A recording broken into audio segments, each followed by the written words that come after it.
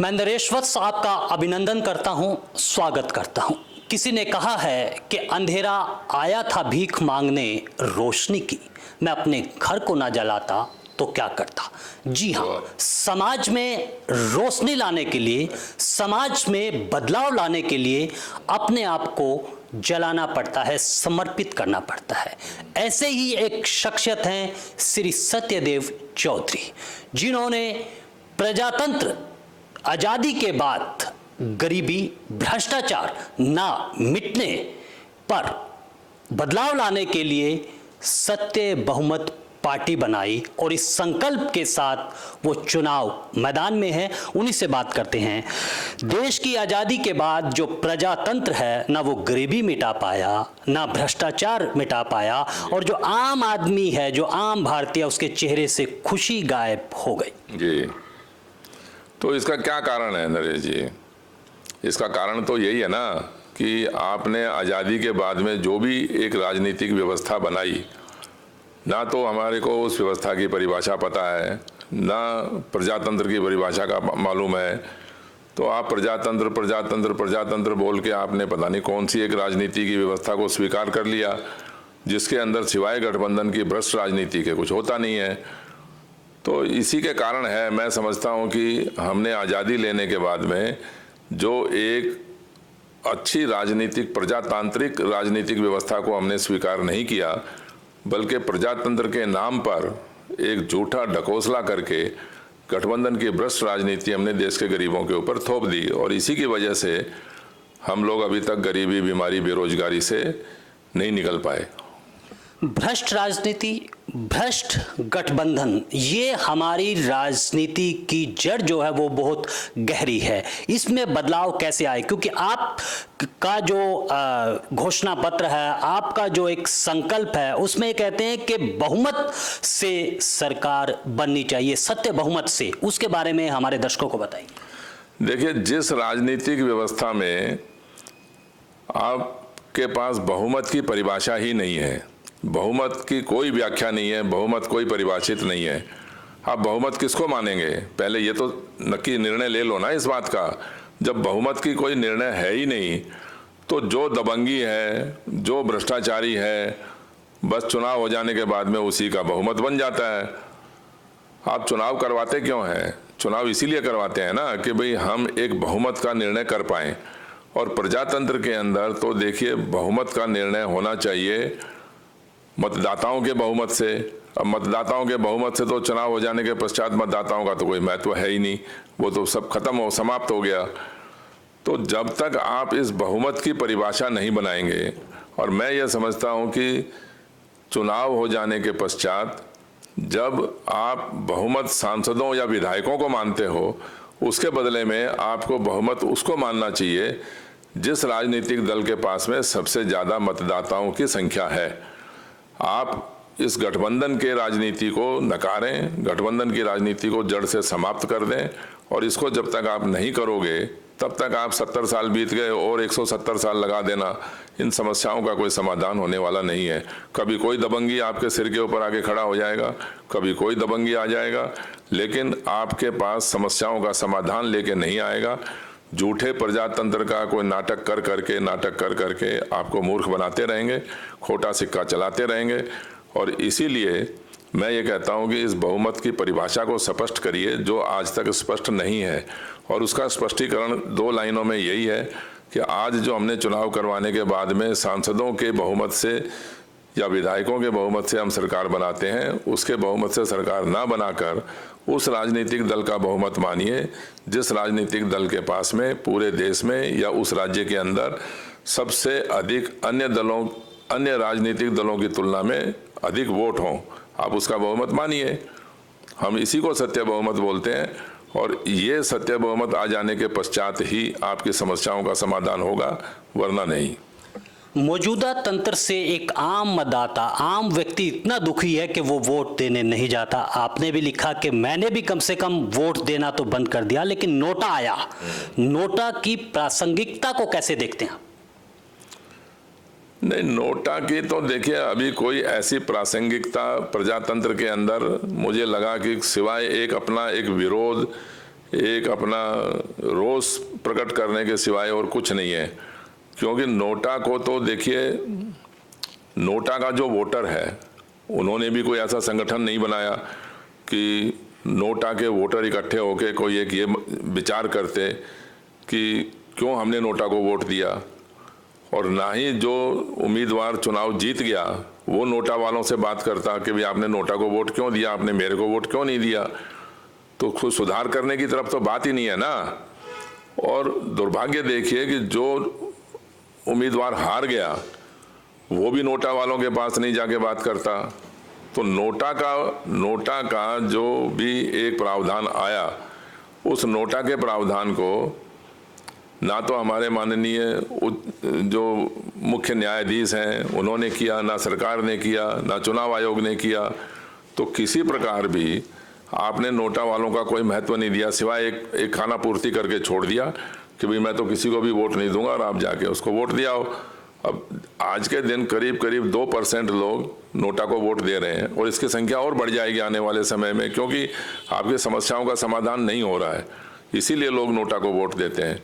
तो नोटा को वोट देने का तो देखिए, या तो नोटा को वोट देने वाले इस बात के ऊपर विचार करें कि हमने नोटा को वोट क्यों दिया और कोई एक अच्छे सुधार की तरफ आए, या जिन्होंने नोटा के प्रावधानों को बनाया, चाहे वो मुख्य चुनाव आयोग है या मुख्य न्यायाधीश हैं या सरकार है या जो भी इसके विभाग हैं, वो इसके ऊपर चिंतन करें, कोई पूछताछ करें, कोई इस तरीके की छानबीन करें भाई नोटा हमने क्यों बनाया, वरना क्या किस लिए नोटा बनाया। नोटा बनाने का कोई महत्व ही नहीं है। सत्य बहुमत पार्टी का रोड मैप क्या है कि वाकई सत्य बहुमत स्थापित हो, लोगों का बहुमत स्थापित हो? सत्य बहुमत पार्टी का सिर्फ और सिर्फ उद्देश्य ये है कि मतदाताओं के बहुमत से सरकार बने। मैं आपको बहुत एक सीधा सीधा उदाहरण दे देता हूं। आपके संसद में 543 सांसदों का चुनाव होता है सरकार बनाने के लिए। व्यवस्था तो एक सरकारी व्यवस्था है ना। आप किसी भी व्यवस्था को बनाने के लिए तो एक सरकार का चुनाव करेंगे, सरकार बनाने की एक व्यवस्था, कोई तो व्यवस्था बोलते होंगे ना। अब 543 सांसदों के चुनाव के अंदर मैं आपको एक बहुमत की परिभाषा को थोड़ा स्पष्टीकरण करने का प्रयास करूंगा कि 300 सांसदों के पास 45 लाख वोट लेके 300 सांसद जीत गए। एक पार्टी के 300 सांसद 45 लाख वोट लेके जीत गए। अब आप आज की व्यवस्था ये कहती है जी कि जिसके बाद 272 सांसदों का समर्थन होगा वो सरकार बनाएगा। अब मैं ये बोल रहा हूँ कि 300 सांसदों ने 45 लाख वोट लेके जीते और उन्होंने सरकार बना ली। अब दूसरे जो 243 सांसद बचे उनके पास 55 लाख वोट हैं, वो सरकार नहीं बना पाए। अब कोई भी एक साधारण सा मतदाता भी ये बात को समझ सकता है कि हमारे को बहुमत की परिभाषा क्या होनी चाहिए। बहुमत की परिभाषा अधिक सांसदों की होनी चाहिए या अधिक वोटों की होनी चाहिए।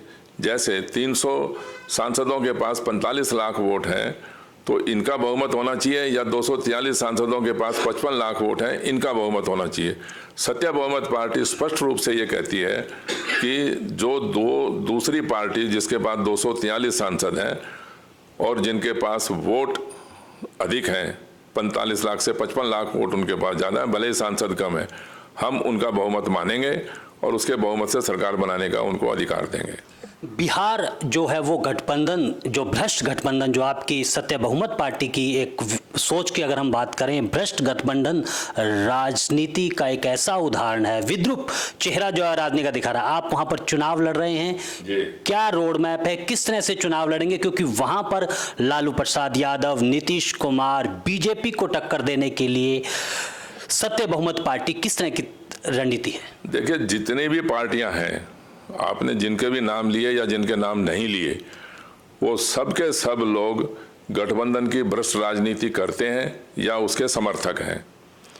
वो हर बार भ्रष्ट राजनीति, गठबंधन की भ्रष्ट राजनीति से समझौता करके सरकार के ऊपर कब्जा करने का प्रयास करते हैं। सिवाय इसके आज के दिन हमारे पास जो राजनीति का चुनाव करवाने का जो एक व्यवस्था है वो इसके सिवाय कुछ भी नहीं है।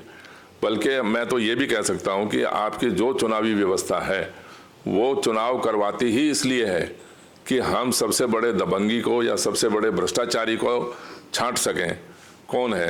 क्योंकि जिस व्यवस्था के अंदर मतदाताओं का कोई महत्व ही नहीं है, तो वो चुनाव करवाते क्यों हो? आप चुनाव इसीलिए करवा रहे हो कि भाई हम एक पहचान बना सकें कि सबसे बड़ा दबंगी कौन है, सबसे बड़ा भ्रष्टाचारी नेता कौन है, और उससे आपको डरना भी पड़ेगा, उसकी बात आपको माननी भी पड़ेगी, क्योंकि उसके पास हर तरह की ताकत है, धन बल भी है, बाहुबल भी है। तो आप क्या करोगे? तो ये जो चुनावी व्यवस्था है, मैं तो इससे सहमत हूँ ही नहीं बिल्कुल भी। आज के चुनावी व्यवस्था के अंदर प्रजातंत्र है ही नहीं, बल्कि मैं ये भी कह सकता हूँ कि गठबंधन की राजनीति में प्रजातंत्र होता ही नहीं है। आप बिना मतलब के अंधेरे में घूम रहे हैं कि हम प्रजातंत्र में हैं, प्रजातंत्र में। प्रजातंत्र से इसका कोई लेना देना नहीं है। इस गठबंधन की राजनीति के अंदर प्रजातंत्र का कोई सरोकार है ही नहीं। तो हम एक सच्चे बहुमत को खोजने के लिए, सच्चे बहुमत को स्थापित करने के लिए बिहार के चुनाव में भाग लेंगे। सत्य बहुमत पार्टी की विचारधारा को स्थापित करवाने के लिए लोगों के बीच में जाएंगे। सच्चे बहुमत को खोजने के लिए आप निकल पड़े हैं। सत्यदेव चौधरी का संकल्प क्या है? क्योंकि आपने एक नए विचार को, प्रजातंत्र, सही प्रजातंत्र को स्थापित करने का जो संकल्प लिया है, आपका संकल्प? हमारा सिर्फ और सिर्फ संकल्प ये है कि गठबंधन की राजनीति को जड़ से समाप्त करना, गठबंधन की भ्रष्ट राजनीति को। और मैं ये भी कहूँ कि सांसदों या विधायकों के बहुमत से सरकार बनाने की राजनीति को मैं गठबंधन की राजनीति मानता हूं। चाहे एक ही पार्टी के कितने भी सांसद या विधायक जीते, हमें उससे कोई लेना देना नहीं है। हम जिस सिर्फ ये कहते हैं कि सांसदों के या विधायकों के बहुमत से सरकार ना बनकर मतदाताओं के बहुमत से सरकार बननी चाहिए। यदि आपके पास और सारे राजनीतिक दलों के मुकाबले में वोट सबसे ज़्यादा है, तो भले ही आपका एक भी सांसद या विधायक नहीं जीता, हम उसका बहुमत मानेंगे। हमारा संकल्प सिर्फ यही है कि मतदाताओं को इस भ्रष्ट राजनीति के चंगुल से निकालकर, जो जबड़े में, इनके भ्रष्ट नेताओं के जबड़े में फंसे हुए हैं हमारे गरीब मतदाता, उनको निकालकर हम उनको एक प्रजातंत्र का सच्चा स्वामी बना देना चाहते हैं। और इसी आधार के ऊपर सत्य बहुमत को स्थापित करवाने की संकल्प को लेकर ही सत्य बहुमत पार्टी आज के दिन बिहार के चुनाव में जा रही है। उससे पहले भी हमने 2 चुनावों के अंदर भाग लिए हैं। 2019 लोकसभा के चुनाव में भाग लिया, दिल्ली विधानसभा के चुनाव में भाग लिया। भले ही हमारे को वोट नहीं मिले या हमारे ज़्यादा उम्मीदवार नहीं थे, लेकिन हमने एक सफल प्रयास करने का प्रयास किया। और भविष्य के अंदर भी हम कहीं पर भी, किसी भी राज्य के अंदर, किसी भी चुनाव के अंदर भाग लेने का संकल्प लेते हैं। और चुनाव में भाग लेने के माध्यम से ही हम इस सत्य बहुमत की राजनीति को लोगों को समझा कर इस मतदाताओं के बहुमत की राजनीति के विचार को स्थापित करवाना चाहते हैं। बहुत बहुत शुक्रिया, धन्यवाद। तो भ्रष्ट नेताओं के जबड़े से जनता को निकालने के लिए सत्य बहुमत पार्टी ने ताल ठोक दी है और इसकी अग्नि परीक्षा होगी बिहार में। लेकिन ये सवाल आपके सामने भी है, जनता को भी ये पूछना होगा कि मौजूदा प्रजातंत्र क्या उसको न्याय दे रहा है, उसको खुशी दे रहा है, उसको गरीबी से छुटकारा दे रहा है, और सबसे बड़ी बात, क्या वो खुली हवा में सांस ले रहा है। तो इस पर जरूर सोचिएगा और सत्य बहुमत पार्टी के इस विचार पर जरूर विचार करिएगा। तो मुझे दीजिए अनुमति और आप देखते रहिए ब्रॉडकास्ट मंत्रा।